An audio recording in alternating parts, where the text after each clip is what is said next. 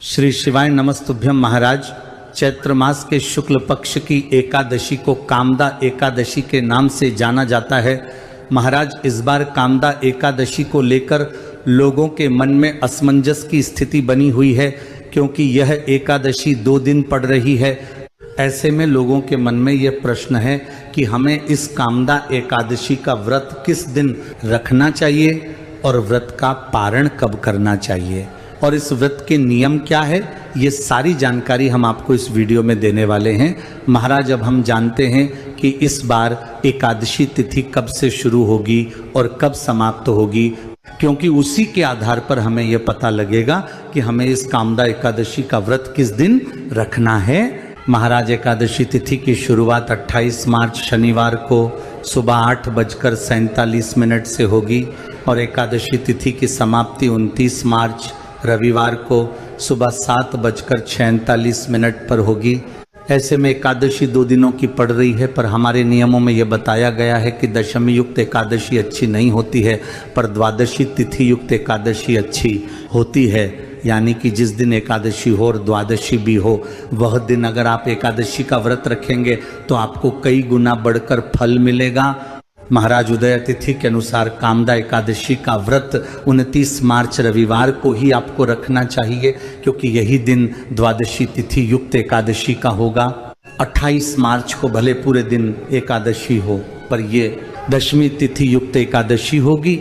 महाराज, इस वजह से आप सभी लोगों को इस बार कामदा एकादशी का व्रत 29 मार्च रविवार के दिन ही रखना है और इस व्रत का पारण आपको 30 मार्च को सुबह शुभ मुहूर्त में करना होगा।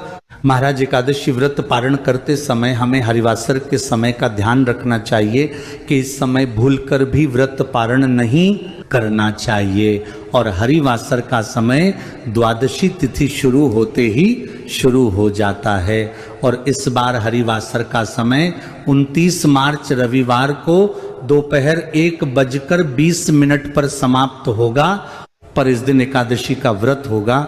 इसलिए इस बार हरिवासर के समय को लेकर ज्यादा चिंता नहीं करना है। महाराज, कामदा एकादशी व्रत पारण करने का शुभ मुहूर्त 30 मार्च को सुबह 6:20 से लेकर सुबह 7:09 के बीच में कर लेना है, क्योंकि इसके बाद त्रयोदशी तिथि शुरू हो जाएगी, क्योंकि एकादशी व्रत पारण द्वादशी तिथि में ही करना चाहिए। महाराज, इसके अलावा कामदा एकादशी व्रत में दशमी के दिन एक समय भोजन करके तुलसी पत्र तोड़कर रख लेना चाहिए और जल भी दे देना चाहिए और अगले दिन सुबह जल्दी उठकर एकादशी व्रत का संकल्प लेना चाहिए और ओम नमो भगवते वासुदेवाय नमः मंत्र का जाप करना चाहिए और इस दिन शाम के समय भगवान विष्णु और माता लक्ष्मी जी के लिए घी का दीपक भी जलाना चाहिए और फिर अगले दिन शुभ मुहूर्त में अपने व्रत का पारण करना चाहिए। एकादशी व्रत रखने वाले को दशमी और एकादशी को चावल का प्रयोग नहीं करना चाहिए। द्वादशी तिथि में व्रत पारण करने के बाद आप चावल का प्रयोग कर सकते हैं। महाराज, इस तरीके से आपको कामदा एकादशी का व्रत रखना है और व्रत का पारण करना है। अगर अभी भी आपके मन में इस एकादशी को लेकर कोई प्रश्न है तो वह आप हमसे कमेंट करके पूछ सकते हैं।